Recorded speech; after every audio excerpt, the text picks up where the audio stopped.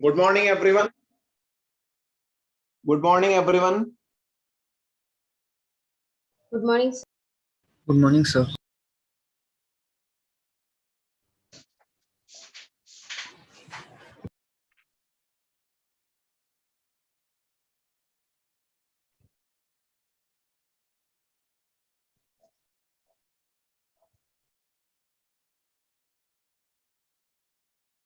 तो last class में अपन ने जो है रिफ्लेक्शन कंप्लीट कर लिया था, राइट? Yes, sir. तो आज अपने को स्टार्ट करना है रिफ्रैक्शन। अपन ने बोला था जैसे अपन ने ऑप्टिक्स को इस सीक्वेंस में पढ़ेंगे कि सबसे पहले अपन ने पढ़ा था कि reflection from plane surface, then अपन ने पढ़ा था reflection from curved surface, concave या कॉन्वेक्स मिरर को। देन अभी अपन रिफ्रैक्शन भी इसी सीक्वेंस में पढ़ेंगे।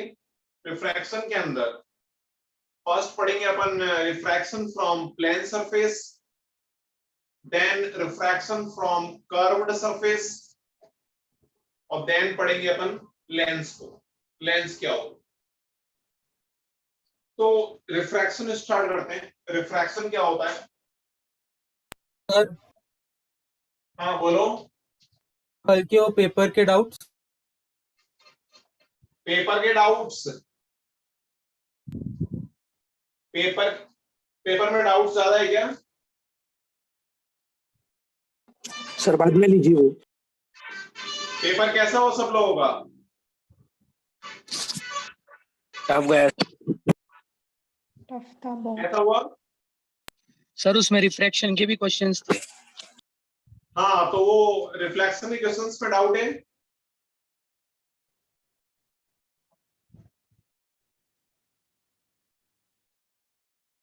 रिफ्लेक्शन के क्वेश्चंस में डाउट है क्या?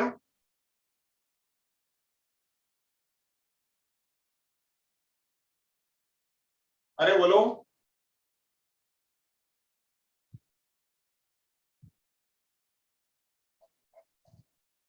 हेलो, आवाज आ रही है? Am I Audible?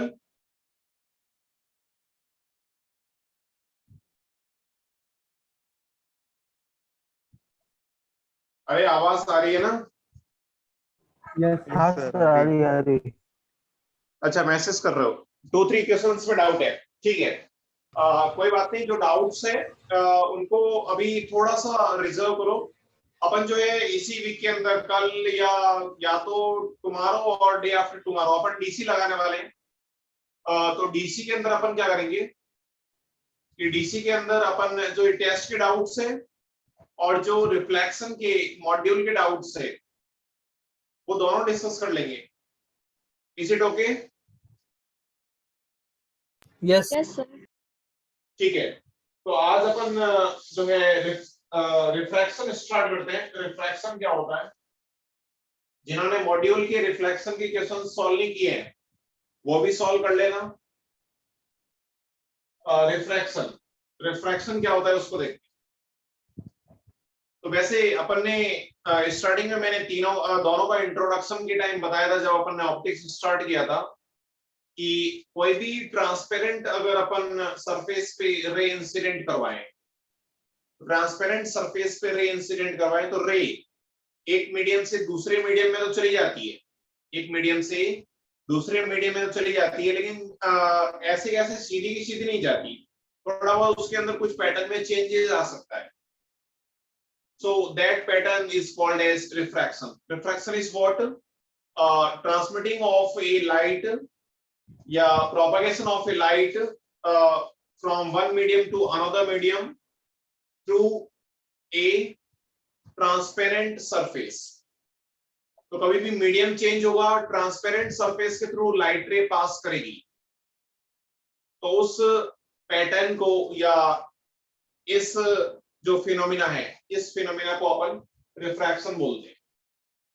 तो रिफ्रैक्शन को सिंपल वैसे मैंने ज्यादा अच्छे से डिफाइन कर रखा है, बट फिर भी थोड़ा सा सिंपल इस टाइप से मैं डिफाइन कर सकता हूँ। डेफिनेशन अपने से कोई नहीं पूछेगा। रिफ्रैक्शन क्या होता है? रिफ्रैक्शन इज व्हाट व्हेन ऐसा लिख सकता हूं, when light ray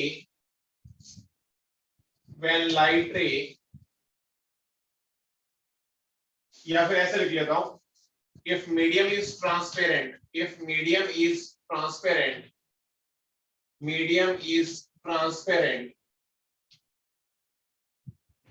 then propagation of light ray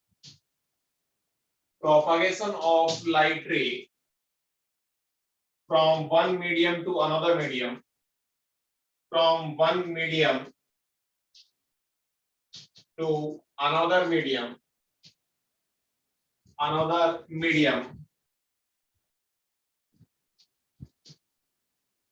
is called as refraction.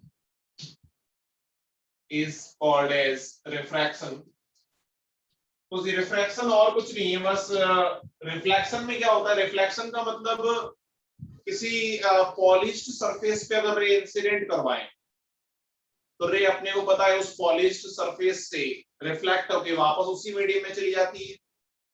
इस फिनोमेना को अपन रिफ्लेक्शन बोलते हैं। ऐसे कैसे, अगर ट्रांसपेरेंट सरफेस ले लो, लाइट रे उस पे इंसिडेंट करवाओ तो रे अपने को पता है ट्रांसपेरेंट मीडियम की वजह से एक मीडियम से दूसरे मीडियम में चली जाती है। तो ये एक मीडियम से दूसरे मीडियम में किसी ट्रांसपेरेंट सरफेस के थ्रू पास करना लाइट रे का, या उसके पैटर्न में जो भी चेंज जाएगा, इस फिनोमेना को अपन क्या बोलते हैं, रिफ्रैक्शन। अब रिफ्रैक्शन की प्रॉपर्टी क्या क्या होती है, रिफ्रैक्शन किस टाइप से होता है, रिफ्रैक्शन के अंदर कौन कौन सी प्रॉपर्टीज चेंज होती है, ये सारी चीजें अपने को देखनी है। जैसे ये अपने पास कोई एक transparent medium,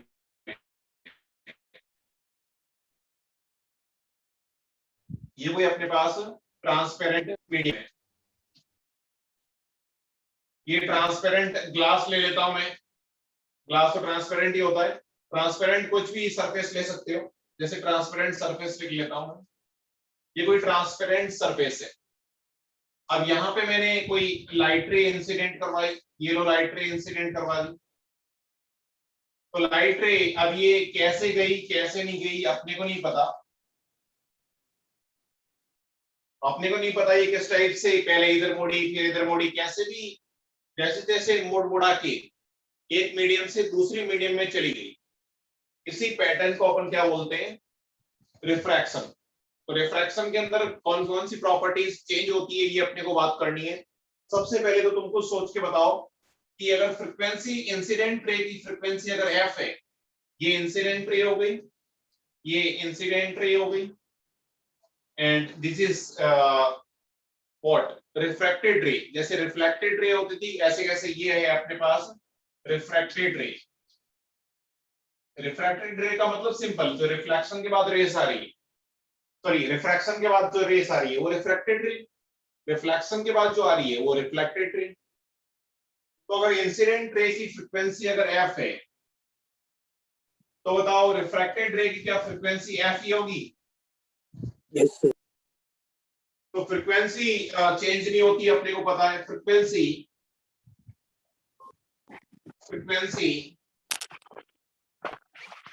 do not change. Frequency change क्यों नहीं होती है? फ्रीक्वेंसी अपने को पता है, फ्रीक्वेंसी जो होती है वो मीडियम की प्रॉपर्टी होती है, सॉरी फ्रीक्वेंसी जो होती है वो सोर्स की प्रॉपर्टी होती है।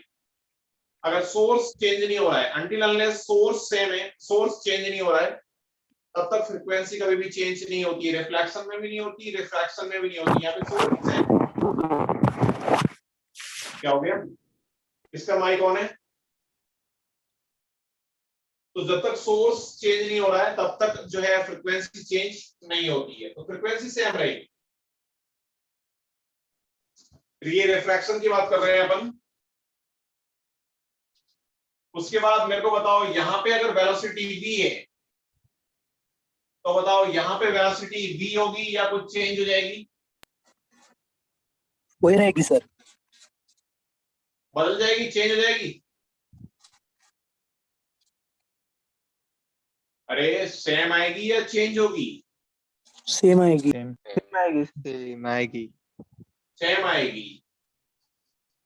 अच्छा, ये बात है। मैंने वेव के अंदर तुम्हें क्लियरली बताया था फ्रीक्वेंसी सोर्स की प्रॉपर्टी होती है और वेलोसिटी किसकी प्रॉपर्टी होती है? मीडियम मीडियम मीडियम की। तो मीडियम चेंज हो रहा है ना यार, ये मीडियम 1 है, ये मीडियम 1 है और ये मीडियम 2 है, ये मीडियम 2 है, रिफ्रैक्शन हो रहा है। यहाँ की और यहाँ की बात कर रहे हैं, जरा अच्छा है अपन वापस, तुम कंफ्यूज हो जाओगे कि ये तो मीडियम सेम है। मैं यहाँ की और यहाँ की बात कर रहा हूँ, यहाँ की फ्रीक्वेंसी एफ है तो यहाँ की फ्रीक्वेंसी एफ, ये रिफ्रैक्टेड रे हो गई। ज्यादा अच्छा है, मुझे कंफ्यूज हो गए तुम। अब यहाँ पे बताओ वेलोसिटी चेंज होगी या सेम रहेगी? चेंज होगी चेंज होगी, तो इसकी वेलोसिटी को मैं v डैश मान लेता हूं। Velocity is changed, velocity is changed, velocity is changed, velocity change क्यों हुई? Because medium is changed, because medium is changed and अपने को पता है कि velocity is property of medium and frequency do not change because source is same। जब तक source change नहीं होता है तब तक फ्रीक्वेंसी चेंज नहीं होती है। और ऑब्वियसली बात है, अपने को पता है v equal to F lambda है, तो फ्रीक्वेंसी सेम है, वेलोसिटी चेंज हो रही है तो क्या लैम्डा भी चेंज होगा? Yes sir Yes, sir. So if velocity changes, then lambda is also changed। अब सबसे इंपॉर्टेंट बात आगे बढ़ने से पहले, सबसे पहले अपने को यही बात करनी है कि रिफ्रैक्शन के अंदर जब कोई भी रे एक रे से दूसरे, एक मीडियम से दूसरे मीडियम में जाती है during the refraction process, we have to find out the velocity in another medium if velocity of first medium is v, यानी वेलोसिटी कितनी चेंज होगी सेकंड मीडियम में जाने से या रिफ्रैक्शन होने से वेलोसिटी कितनी चेंज होगी। सबसे पहली बात अपनी यही है कि वेलोसिटी कैसे चेंज होती है। तो इसमें कोई डाउट हो तो बताओ। अब अपन नेक्स्ट देख रहे हैं वेलोसिटी कैसे चेंज होगी, इसमें कोई डाउट? नो सर इसको रफ कर दो क्या मैं? यस सर ठीक है, तो मैं इसको रफ कर रहा हूं।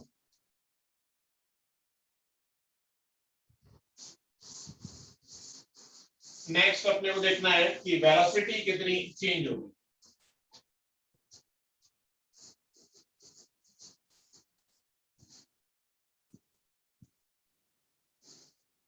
सबसे पहले मेरे को एक बात बताओ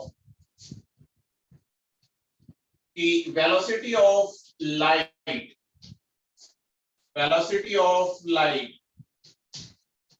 इन एयर कितनी होती है बताओ? 3 into 10 3 into 10 is to 8 3 into 10 to the power 8 meter per second, right? इसको अपन बोलेंगे सी नॉट, सी नॉट से रिप्रेजेंट करेंगे।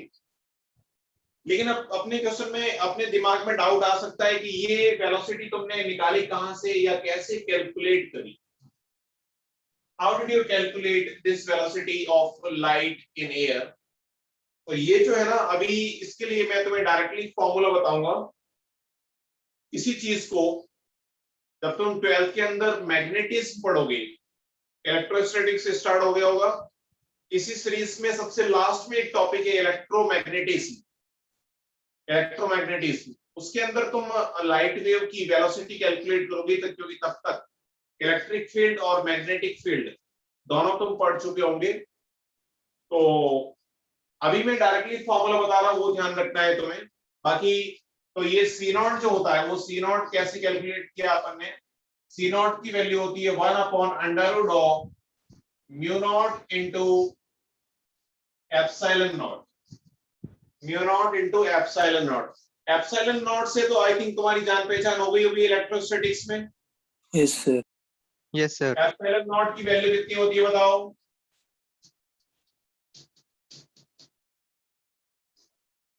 क्या 8.85 into 10 to the power minus 12 होती है? Yes, sir. Yes, sir. और Yes, इसकी sir. यूनिट क्या होती है? यूनिट अपने को पता है कूलम्ब्स लॉ के according F equal to K Q1 Q2 upon R square होता है, K1 upon 4 pi epsilon not होता है। तो एप्सिलॉन नॉट की यूनिट डिवाइड कर दो इधर F से, तो ये हो गया coulomb square upon metre square into newton, coulomb square upon metre square into newton, coulomb square upon metre square into Newton.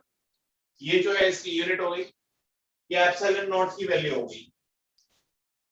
ऐसे कैसे अभी बताने की जरूरत नहीं है, म्यू नॉट जो है ये भी तुम आगे पढ़ोगे, इसकी वैल्यू भी 4 pi into 10 to the power minus 7 होती है। ये तुम मैग्नेटिज्म पढ़ोगे, इलेक्ट्रोमैग्नेटिक इफेक्ट ऑफ करंट के अंदर पढ़ोगे, ये भी कांस्टेंट होता है। अच्छा मेरे को बताओ एप्सिलॉन नॉट कांस्टेंट को बोलते क्या है, इसका नाम क्या होता है? Permittivity of vacuum.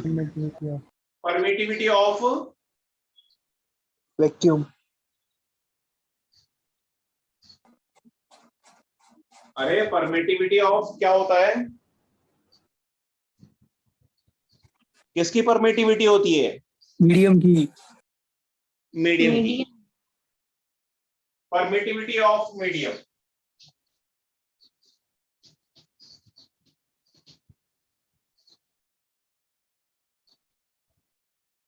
ये होता है एप्सिलॉन।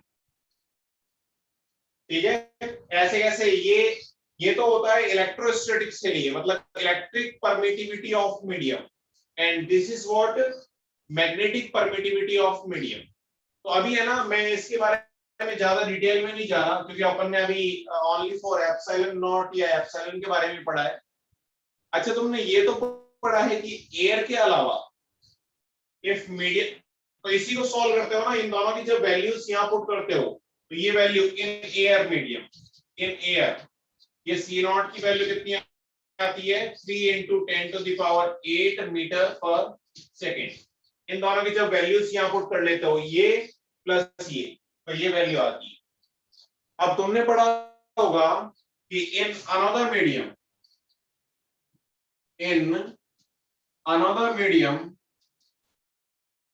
देन एयर, एयर से अगर कोई दूसरा मीडियम होगा तो बताओ क्या एप्सिलॉन नॉट की value epsilon not into epsilon r हो जाती है? Yes, sir. एप्सिलॉन आर से मल्टीप्लाई कर देते हैं ना अपन। Epsilon r is what? Relative permittivity of medium. अभी इससे भी ज्यादा मतलब नहीं है अपने को। ऐसे कैसे epsilon naught into epsilon R है, ऐसे कैसे म्यू नॉट की जगह जो है म्यू जो है वो हो जाएगा mu naught into mu R. यहाँ पे भी म्यू आर से मल्टीप्लाई कर लेते हैं अपन। तो मेरे को अब सोच के बताओ कि वेलोसिटी इन अदर मीडियम कितना हो जाएगा? Velocity of light in other medium ये हो जाएगा 1 upon under root of mu naught की जगह लिख लिया मैंने mu not into mu R, mu not into mu R. Epsilon not की जगह लिख लिया epsilon not into epsilon R. तो म्यू नॉट और एप्सिलॉन नॉट को अलग कर लेता हूं, उसकी वैल्यू पता है मेरे को, और बाकी जो बचा हो उसको ऐसे कैसे रहने देता हूं। तो ये बाकी जो बचेगा वो बचेगा under root of mu R into epsilon R, और ये वैल्यू हो गई 3 इंटू 10 टू द पावर 8। तो ये तो इसको सी नॉट बोलते हो, तो C naught upon this velocity आ गई under root of mu R into epsilon are.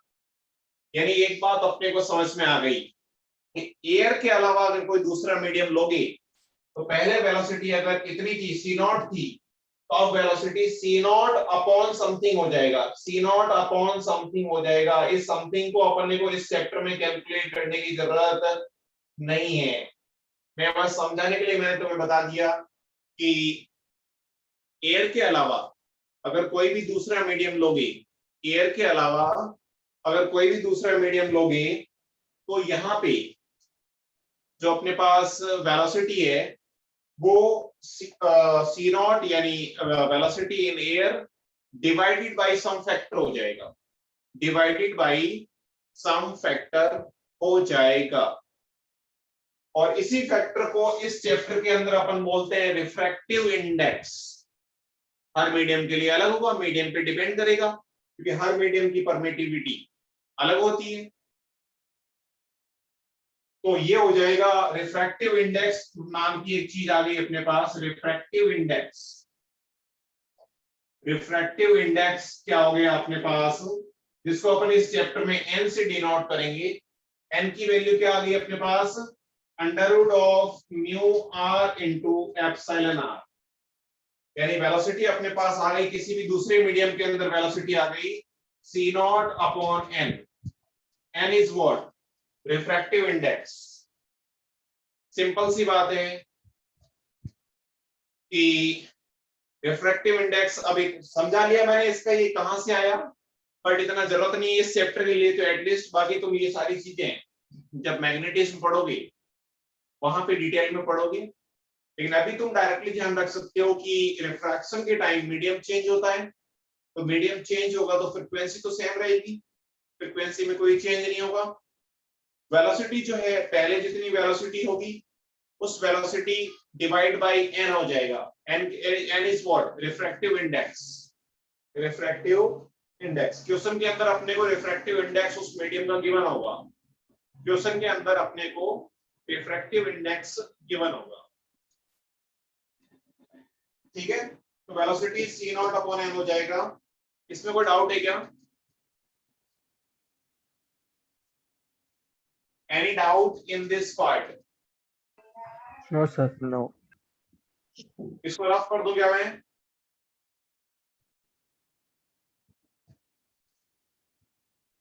Sir 1 minute sir, note करना है। हाँ जल्दी से नोट कर लो।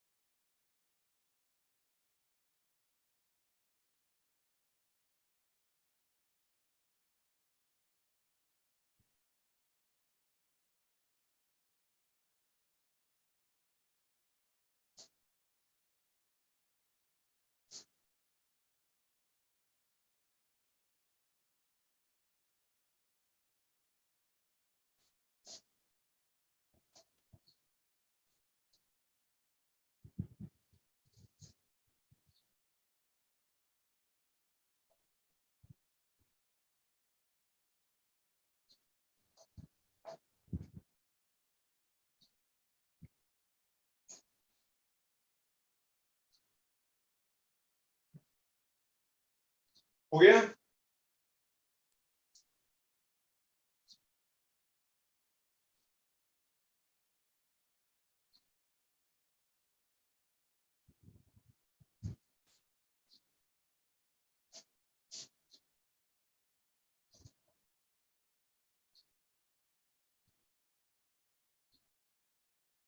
Yes, sir.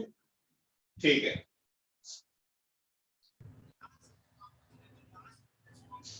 तो अपने को बस है ना इतनी, ये सब अपन ने जो पढ़ा ठीक है, इंफॉर्मेशन के लिए पढ़ लिया, पर जो काम की चीज है अपने इस ऑप्टिक्स में वो इतनी है कि जैसे फर्स्ट मीडियम में वेलोसिटी v है तो दूसरे मीडियम में वेलोसिटी v अपॉन n हो जाएगा। दूसरे मीडियम में वेलोसिटी v अपॉन n हो जाएगा। तो देखो, तो अपने पास एक नई टर्म आ गई, रिफ्रैक्टिव इंडेक्स। रिफ्रैक्टिव इंडेक्स, इसको अपन n से डिनोट करेंगे। तो रिफ्रैक्टिव इंडेक्स क्या आ गया, अभी अपन ने निकाला है। रिफ्रैक्टिव इंडेक्स अपने को पता है, जैसे ये एयर है, इसका रिफ्रैक्टिव इंडेक्स n1 होता है, इसका रिफ्रैक्टिव इंडेक्स लेट से कि n है। ये कोई दूसरा मीडियम है, दूसरा मीडियम है। तो ध्यान क्या रखना है अपने को, जब कोई भी लाइट रे इधर से इधर जाएगी तो यहाँ पे इसकी वेलोसिटी अगर v है, फर्स्ट मीडियम के अंदर वेलोसिटी v है, दूसरी मीडियम के अंदर वेलोसिटी कितनी हो जाएगी, v अपॉन n हो जाएगी। एयर के अंदर v है तो v अपॉन n हो जाएगी। n is what, refractive index. ऐसे के ऐसे तो मैं n को इस टाइप से डिफाइन कर सकता हूं कि n को मैं इस टाइप से डिफाइन कर सकता हूं कि n इज व्हाट, वेलोसिटी अभी अपन ने निकाला था कि v dash, this is what v dash, v dash is velocity in other medium equal to velocity in air upon n. So n is what, velocity in air, velocity in air divided by velocity in medium. इसी के ratio को अपन क्या बोलते हैं, refractive index n। अब ये तो light रे एयर से पास कर रही है, सपोज किसी, ये मीडियम 1 है, इसका रिफ्रैक्टिव इंडेक्स n1 है, ये कोई मीडियम 2 है, इसका रिफ्रैक्टिव इंडेक्स n2 है। तो यहां से वेलोसिटी, यहां से अगर कोई रे v1 वेलोसिटी से गई तो यहाँ पे v2 कितना होगा ये अपने को पता करना है।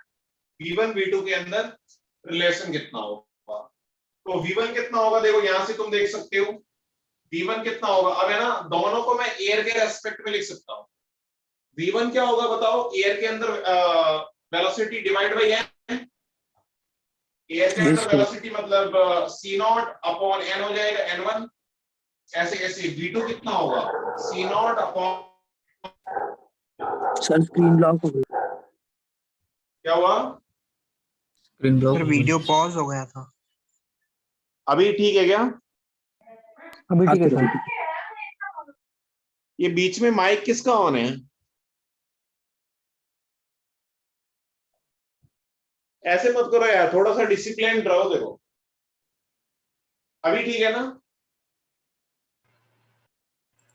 Yes sir. ठीक है। तो अपन बोल रहे हैं कि मीडियम 1 से मीडियम 2 में जाएगा, तो फर्स्ट के अंदर वेलोसिटी, अब ये दोनों एयर मीडियम नहीं है, सपोज दोनों डिफरेंट मीडियम है, तो फर्स्ट के अंदर एयर के रेस्पेक्ट में लिख सकता हूं मैं n1, तो रिफ्रैक्टिव मैंने बताया था एयर के रेस्पेक्ट में लिखोगे तो v अपॉन n हो जाएगा। तो इसकी velocity v is what, velocity in air which we call as c naught. If we call as c naught then this will be c not upon n। So c naught upon n1 and this one is c naught upon n2. So v1 upon v2 is what? v1 upon v2 is what? v1 upon v2 is c naught upon n1 upon c naught upon n2। क्या ये अपने पास n2 upon n1 आ गया? Yes sir. v1 upon v2 equal to n2 upon n1। या फिर मैं अगर v2 की बात करूं, तो v2 आ गया v1 upon n2 upon n1, v1 upon n2 upon n1, v1 upon n2 upon n1। ये जो n2 अपॉन n1 है ना, इसी को अपन बोलते हैं relative refractive index. Relative refractive index,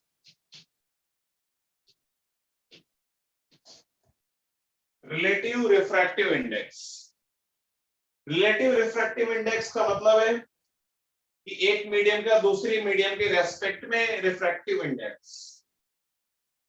ये रिलेटिव रिफ्रैक्टिव इंडेक्स है, ये n जो है एब्सोल्यूट रिफ्रैक्टिव इंडेक्स है।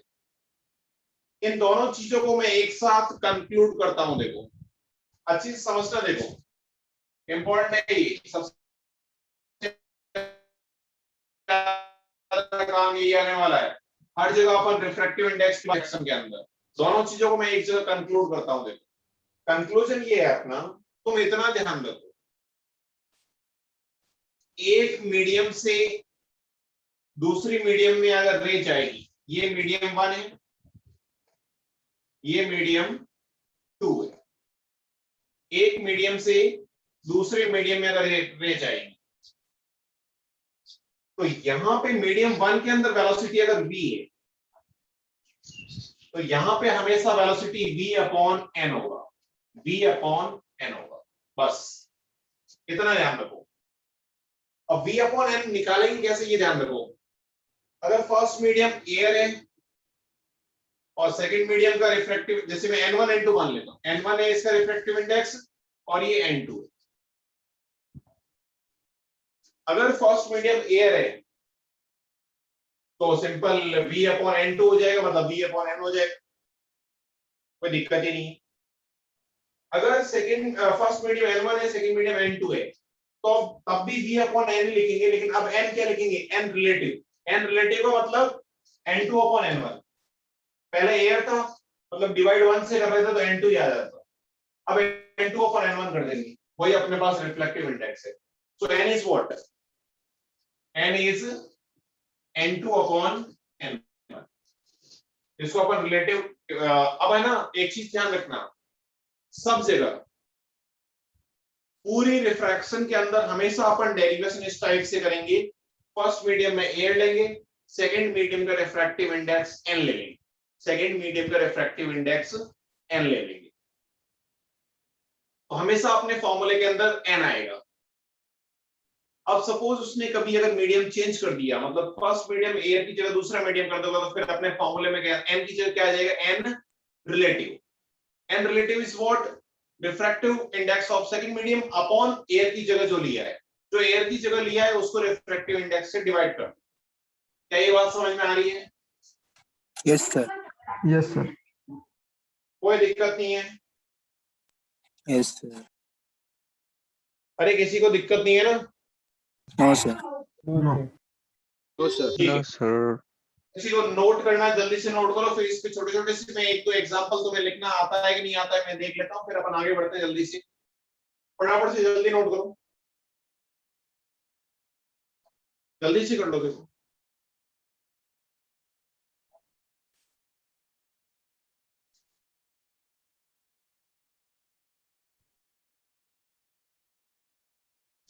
हो गया सर।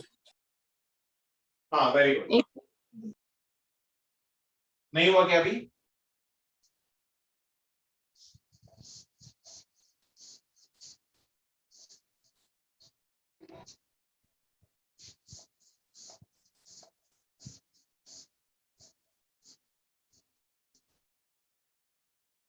हाँ इधर ध्यान दो, समझो।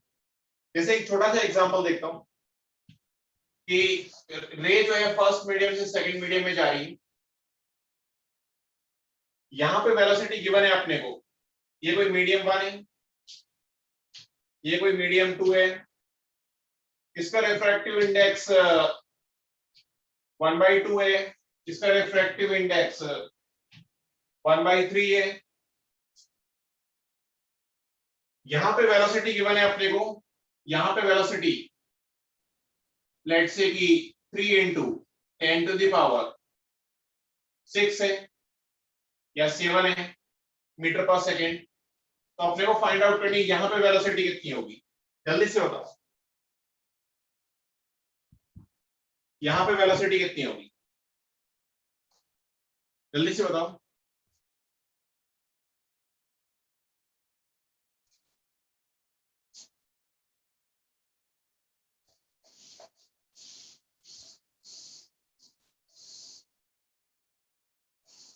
फोर 4.5 × 10⁻⁷। ठीक है, सिंपल है। देखो यहां पे वेलोसिटी क्या हो जाएगी, v अपॉन n हो जाएगी। n is what, n relative, v is what 3 × 10⁻7। n relative कैसे निकालोगे, n रिलेटिव का मतलब इसका रिफ्रैक्टिव इंडेक्स अपॉन इसका रिफ्रैक्टिव इंडेक्स, कितना आ गया ये 2/3, तो ये आ गया देखो 2/3 बस। तो ये कितना आ गया 4.5 × 10⁻7 मीटर पर सेकंड। समझे क्या?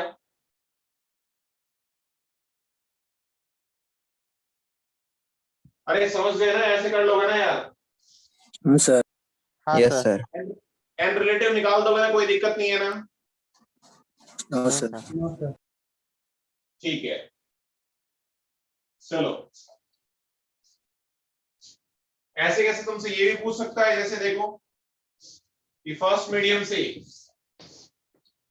सेकंड मीडियम में कोई रे जा रही है, ये मीडियम 1 है, ये मीडियम 2 है, यहां पे वेलोसिटी 3 into 10 to the power, sorry या 2 into 10 to the power 8 metre per second है, और यहां पे वेलोसिटी 3 into 10 to the power 7 metre per second है, 7 मीटर पर सेकेंड, ये 8 ही कर देता हूं, या यहाँ पे 2.1 कर लेता हूं, 2.1 2.1 into 10 to the power 8 है। इसका रिफ्रैक्टिव इंडेक्स सपोज 3/2 है, सॉरी या 2/3 कर लेता हूं, 2/3 है, 2/3 तो पॉसिबल नहीं है, 3/2 कर लेता हूं।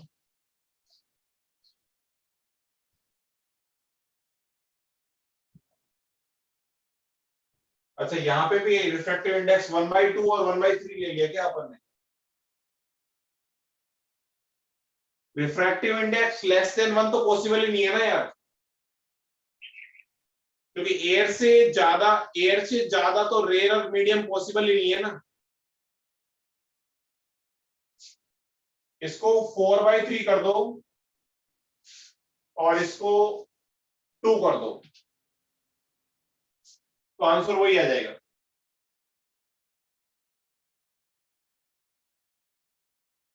इसको 2 कर दो और इसको 4/3 कर दो,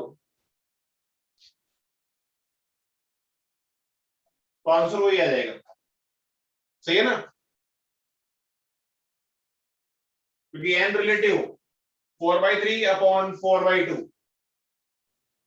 2/3 आ जाएगा, तो एन 3/2 है यहाँ पे, तो अपने को यहाँ पे एन फाइंड आउट करना है।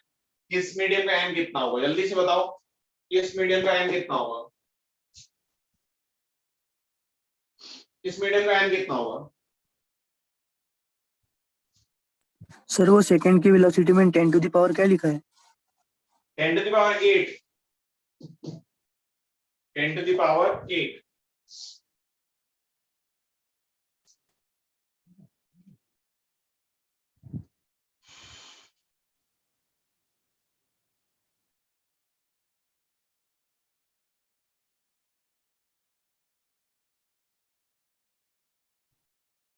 या कैलकुलेशन आसान करवा दे क्या? कैलकुलेशन आसान के लिए ऐसी कोई वैल्यू ले लो जो इजीली सॉल्व हो जाए।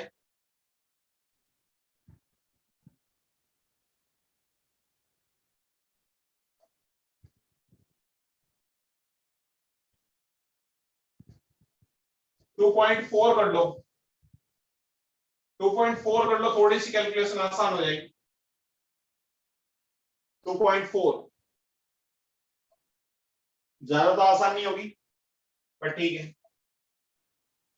इसका एन कितना होगा बताओ?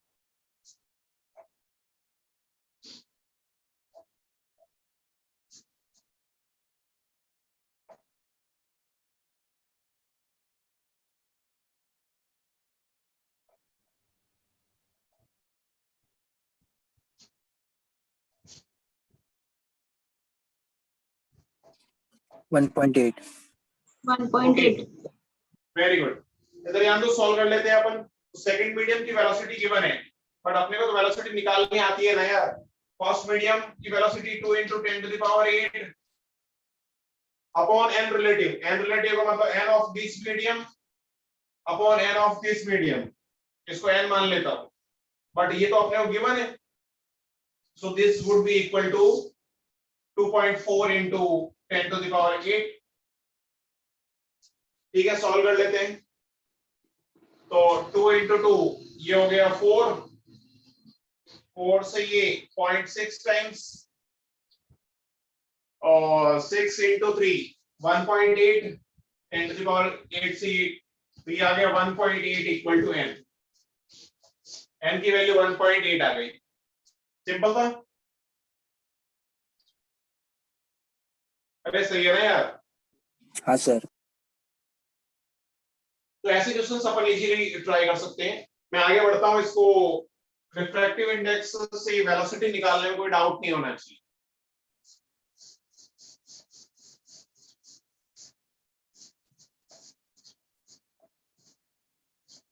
रिफ्रैक्टिव इंडेक्स से वेलोसिटी निकालने में कोई डाउट नहीं होना चाहिए। अब अपन रिफ्रैक्शन को एक्चुअली स्टार्ट करते हैं। जैसे अपन ने स्टार्टिंग में लॉज ऑफ रिफ्लेक्शन पढ़े थे, ऐसे कैसे यहाँ पे भी लॉज ऑफ रिफ्रैक्शन है। रिफ्रैक्शन के क्या लॉज होते हैं वो देखते हैं। पूरा चैप्टर इसी लॉज पे टिका हुआ है। तो फर्स्ट लॉ है,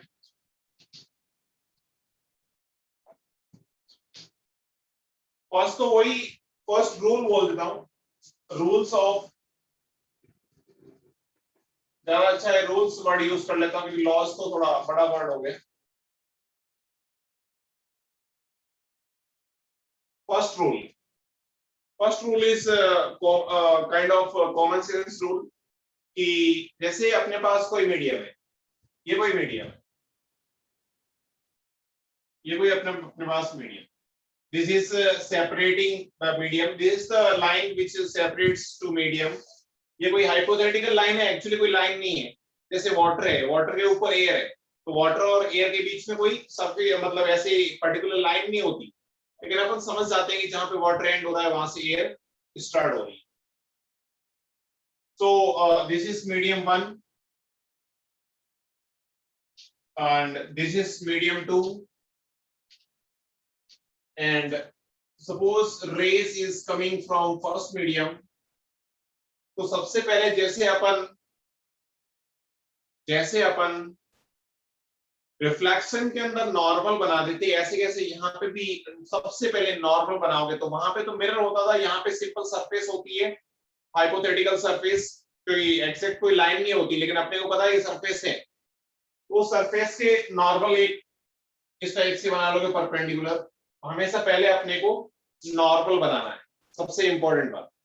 तो ये इंसिडेंट रे हो गई और ये सपोज रिफ्रैक्टेड रे हो, ये incident ray and this is refracted रे। तो जो वर्डिंग है वो सेम है। वर्डिंग सेम कैसे कि इंसिडेंट रे का नॉर्मल के साथ जो एंगल होगा, this is angle of incidence, I is what? Angle of incidence and refracted ray का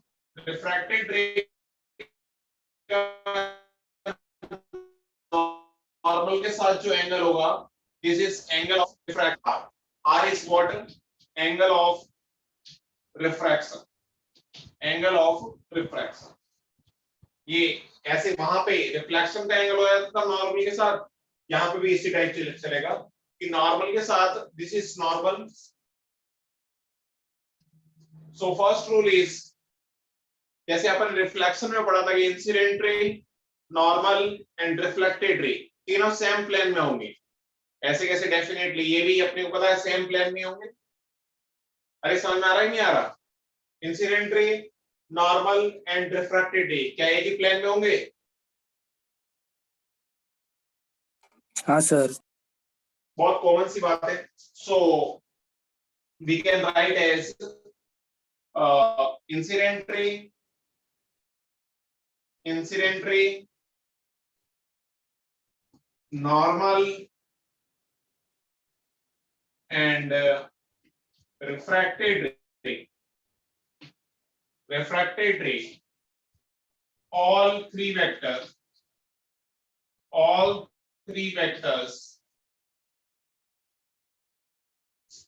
lie in the same plane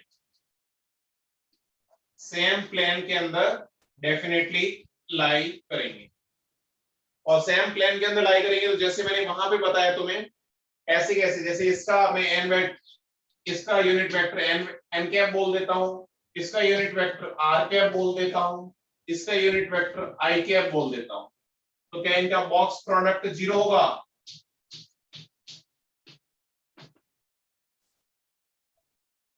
अरे अब वापस से बताने की जरूरत नहीं है ना बॉक्स प्रोडक्ट क्या होता है। नहीं सर। No sir. तो ये पता होना चाहिए, अगर कोई भी 3 vectors which are in same plane then box product of all those 3 vectors should be equal to 0। I think common sense वाली बात है, तो ये तो ज्यादा कोई यूज नहीं आएगा, बट फिर भी कभी थ्योरेटिकल चीजें कभी कोई पूछ ले तो अपने को पता होना चाहिए।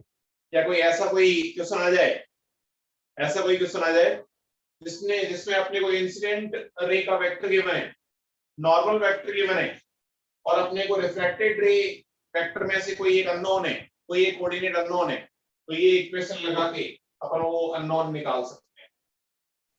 ठीक है, कभी कहाँ आ सकता है, मैथमेटिकल क्वेश्चन भी बन सकता है, बट जनरली अभी तक आया नहीं है ऐसा question. Second rule is important rule, second rule which we call as Snell's law, Snell's law या Snell's rule भी बोलते हैं। स्नेल एक साइंटिस्ट का नाम है। तो स्नेल ने मैथमेटिकली सॉल्व किया, इसको तो अपन डेराइव कर सकते हैं, तुम्हारे बोर्ड के अंदर कभी भी हो सकता है, पूछ ले, सिंपल से ट्रायंगल बना के आराम से सॉल्व कर सकते हो। आगे अपन देख लेंगे कभी, या फिर तुम खुद भी कर सकते हो, कोई बड़ी बात नहीं है, एनसीईआरटी को देख लेना। तो सिंपल सा लॉ होता है, बस दो ट्रायंगल को सिमिलर ट्रायंगल बना के अपन आराम से जो है इंसिडेंट एंगल और रिफ्रैक्टेड एंगल के अंदर रिलेशन निकाल सकते हैं। तो यहाँ पे जो रिलेशन आता है वो रिलेशन आता है कि if a ray incident from medium 1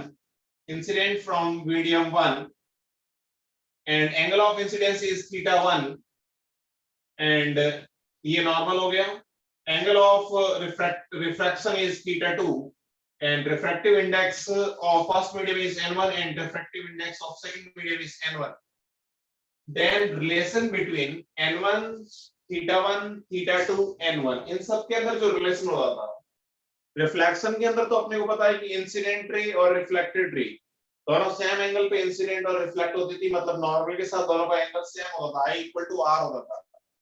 ऐसे कैसे यहाँ पे जो रिलेशन होता है वो होता है n1 sin θ1 = n2 sin θ2, यानी n into sin थीटा जो होता है वो कांस्टेंट होता है, n into sin theta equal to constant, n1 sin θ1, n1 is what, refractive index of first medium, n2 refractive index of second medium, θ1 incidence angle, θ2 refracted angle, incidence angle, refracted angle, n1 and n2, इसके अंदर ये relation होता है। ये relation अपने को directly याद होना चाहिए। पूरा रिफ्लेक्शन में तुमने देखा था अपन ने I = R कितना यूज किया था, ऐसे कैसे रिफ्रैक्शन के अंदर अपन ये इक्वेशन इतनी ज्यादा यूज करेंगे, हद से ज्यादा।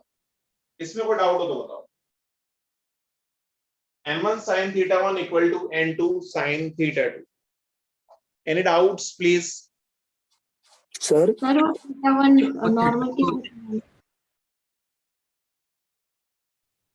सर हाँ, वो बोलो। थीटा नॉर्मल से लेना है क्या? हाँ क्या? सर, वो θ2 के साथ आएगा। सर वो θ1 जो है ना वो नॉर्मल से लेना है क्या? θ1 θ2 दोनों एंगल नॉर्मल से ही लेंगे ना, ऑब्वियसली बात है। मैंने ऐसी अच्छा तो आपने अपन ने ये ले लिया क्या? अच्छा सॉरी ये इसके भरोसे रह गया, मैंने ये नॉर्मल समझ गया। नॉर्मल ये है, ये सरफेस है अपनी, ये मीडियम को सेपरेट करने वाली सरफेस है, तो ये θ1 and this one is θ2। Normal के सारे जो डिफाइन करते हैं एंगल, समझ गए? हाँ सर। Any doubt?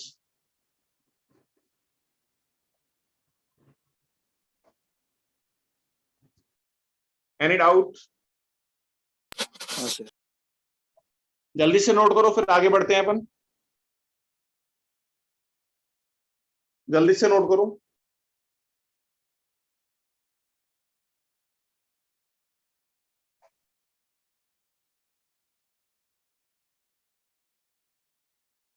हो गया सर। ठीक है, वेरी गुड।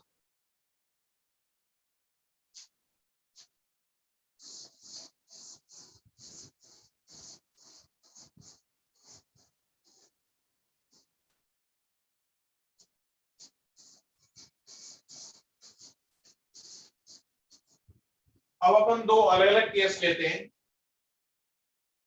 दोनों के अंदर अपन डेविएशन निकालते हैं। डेविएशन जैसे रिफ्लेक्शन के अंदर अपन ने निकाला था मिरर से डेविएशन, ऐसे कैसे रिफ्रैक्शन के अंदर डेविएशन कितना होता है। डेविएशन इन रिफ्रैक्शन, डेविएशन इन रिफ्रैक्शन, दो अलग अलग केस ले लेता हूं मैं। Case one is when ray goes from denser to या rarer to denser लिख लेता हूं, rarer to denser medium। अगर rarer से denser medium के अंदर जाए तो जो है उस केस में डेविएशन कितना आता है। जैसे सपोज ये अपना सेपरेटिंग सरफेस है, ये अपनी सेपरेटिंग सरफेस है, तो ये अपना नॉर्मल हो गया।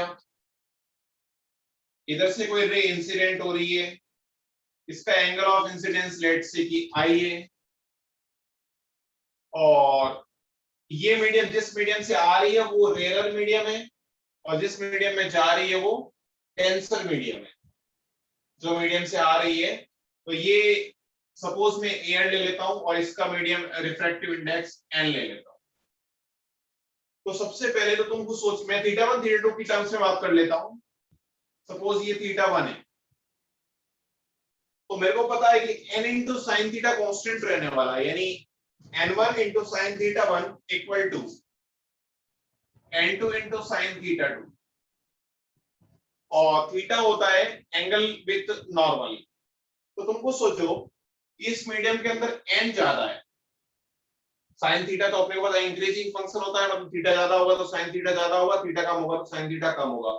तुमको सोचो कि अपने को पता है कि n into sine theta refraction के अंदर हमेशा कांस्टेंट आता है, और n तभी तो अपन ने इक्वेशन लिखी कि n1 sin theta 1 equal to n2 sin theta 2।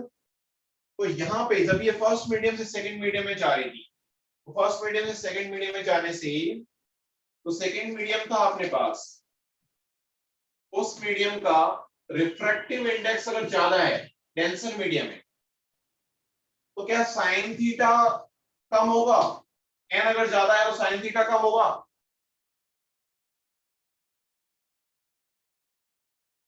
अरे बोलो। Yes sir. n ज्यादा है तो साइन थीटा कम होगा। साइन थीटा कम का मतलब क्या है? नॉर्मल के साथ कम एंगल बनाएगी।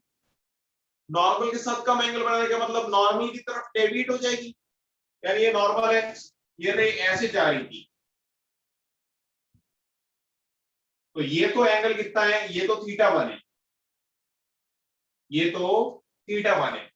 लेकिन अपने को पता जब दूसरे मीडियम में जाएगी तो n ज्यादा है तो थीटा कम हो गया। थीटा कम का मतलब अब ये ऐसे मुड़ जाएगी, यानी ये इधर की तरफ डेविएट हो गई, क्योंकि थीटा मेरे को कम चाहिए था, तो थीटा 1 ये है, तो थीटा 2 ये हो जाएगा, ये थीटा 1 हो गया। तो आराम से सोच के बताओ डेविएशन कितना होगा? यही तो डेविएशन है,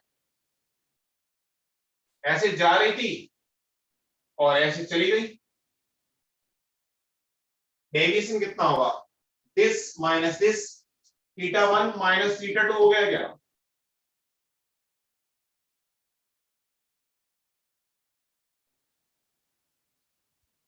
अरे बोलो। Yes sir. तो हमेशा ध्यान रखना कि जब रेयर मीडियम से डेंसर मीडियम में कोई रे जाएगी, रेयर मीडियम से डेंसर मीडियम में अगर कोई रे जाएगी तो वो नॉर्मल की तरफ डेविएट होगी, डेविएट्स टुवर्ड्स नॉर्मल। ये बात समझ में आ गई है? और डेविएशन होता कितना है थीटा 1 यानी incident angle minus refracted angle यानी I minus R। Second case लेता हूं,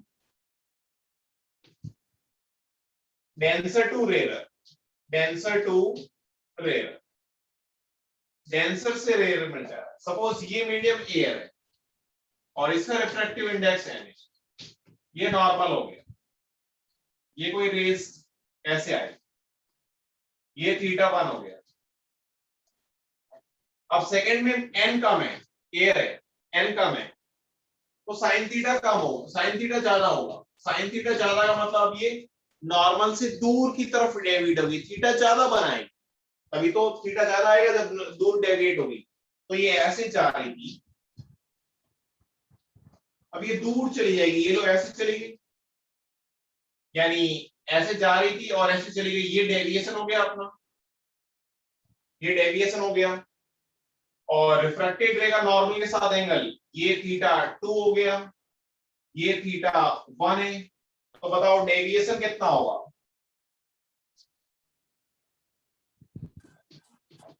थीटा इस 2 केस माइनस में थीटा डेविएशन कितना होगा? Theta 2 minus theta 1 theta 2 minus theta 1, theta 2 minus theta 1। And अपने को पता है जब डेंसर से रेयर में जाते हैं तो deviates away from normal, normal से दूर की तरफ डेविएट होगी, deviates away from normal. Deviation है थीटा 2 माइनस थीटा 1 यानी r माइनस आई। तो ये तो दोनों केस देख लिया अपने अलग अलग तरीके से।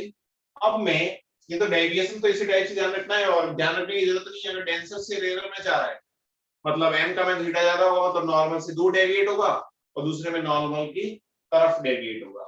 इन जनरल डेविएशन मैं इन जनरल ऐसे लिख सकता हूं, डेविएशन, डेविएशन इन रिफ्रैक्शन, रिफ्रैक्शन के अंदर इन जनरल अगर तुम्हें डेविएशन लिखना है दोनों केस को मिला के, एक में थीटा 1 माइनस थीटा 2 है, एक में थीटा 2 माइनस थीटा 1 है, तो क्या मैं mode of theta 1 minus theta 2 लिख सकता हूं?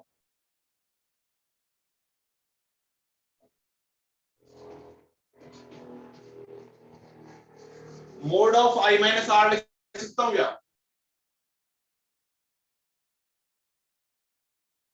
अरे बोलो, नहीं समझे?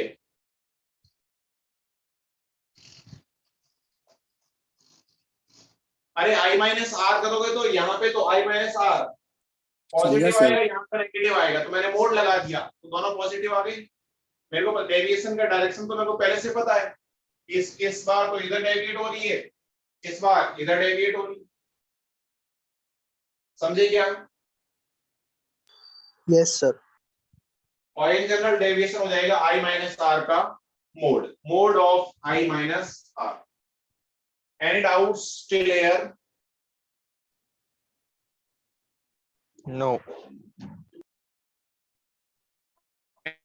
Any doubts please? किसी को No, डाउट sir. नहीं है? No.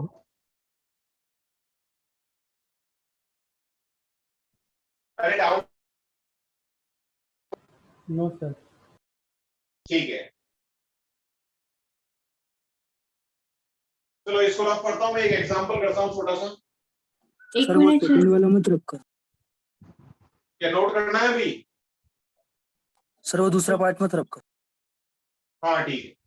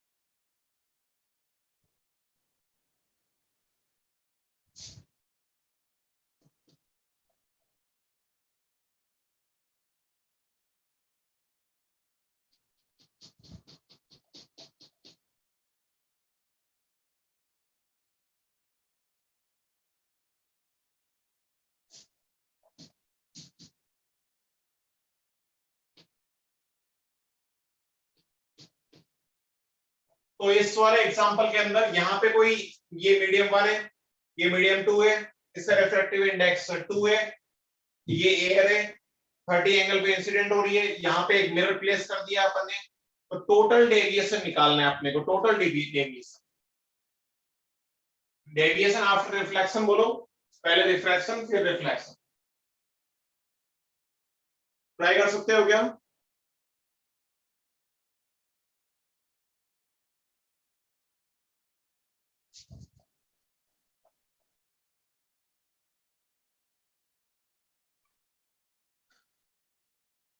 तो सबसे पहले तो मैं R निकाल लेता हूं, तो n1 sin theta 1 equal to n2 sin theta 2, n1 sin theta 1 equal to n2 sin theta 2, so that will be n1 sin theta 1, n1 sin theta 1 means n1 is 1, n1 is 2, sin theta 1 is sin 30, 1 by 2, n2 is 1, sin theta 2, so therefore theta 2 will be 5 by 2, यानी ये 90 degree पे चली जाएगी, मतलब क्या ऐसे चली जाएगी?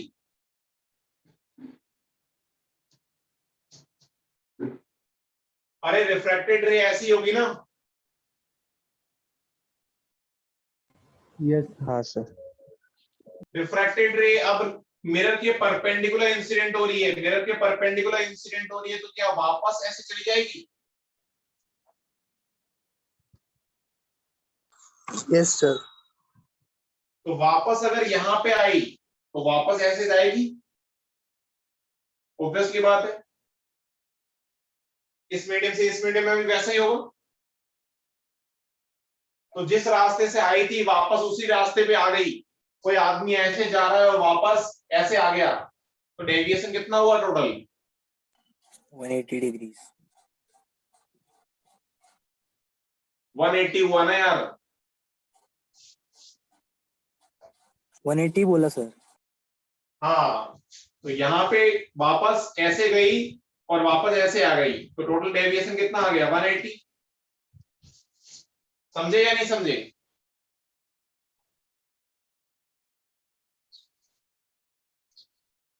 अरे बोलो। Yes sir. ठीक है, हाँ बोलो। सर एक डाउट था सर, हाँ, जो बोलो। सर जो दोनों मीडियम की जो कॉन्टेक्टिंग लाइन है, जो अगर उस पे कोई रे आ रही है तो उसके बाद वो कौन से मीडियम में जाएगी? ऐसे यस सर। तो वो तो फिर सीधी की सीधी जाएगी, तो सर ये क्यों नहीं? तो सर फिर ये डेविएट क्यों हुई? अरे अपन ये मान रहे हैं कि हाँ आइडियल केस लोगे तब तो फिर अभी अपन ने इतना पढ़ा नहीं है इसलिए मैंने उस केस को कंसिडर नहीं किया।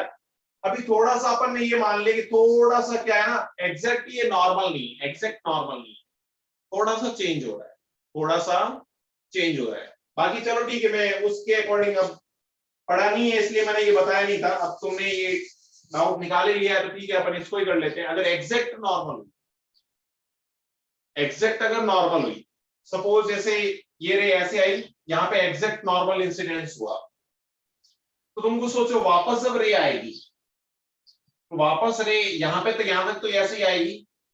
अब इस नॉर्मल इंसिडेंस एंगल जो है सेकंड रिफ्रैक्शन में, इन सेकंड रिफ्रैक्शन इंसिडेंट एंगल कितना है? π/2।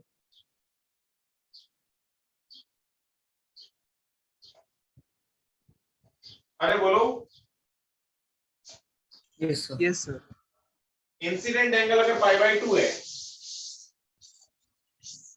तो पूरा सॉल्व कर लेते हैं। देखो मुझे लगा ऐसे डायरेक्टली समझ में आ जाएगा, बट तो वापस से मैं सेकंड रिफ्रैक्शन के केस में वापस से इन सेकंड रिफ्रैक्शन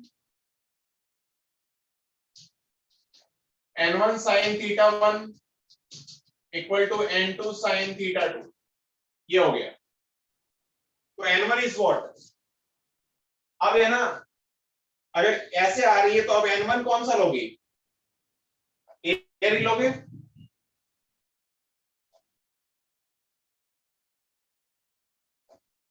अरे बोलो। सेकंड मीडियम में तुम जा रहे हो ना यार, ये मीडियम तो N2 है ना, sin pi by 2, N2 is 2, sin theta 2, तो theta 2 will be 30, ऐसे सॉल्व कर लो, या फिर डायरेक्टली ध्यान रख लो कि अगर जैसे रिफ्लेक्शन में चेंज नहीं होता, जैसे एक मीडियम से दूसरे मीडियम में अपन ने रिफ्रैक्शन करवा दिया रेस का, तो वापस अगर उसी रास्ते से आएगी तो सीधी सीधी उसी रास्ते से जाएगी, सीधी सीधी उसी रास्ते जाएगी, तो अपन ने उसी रास्ते भेज दिया। नहीं समझे?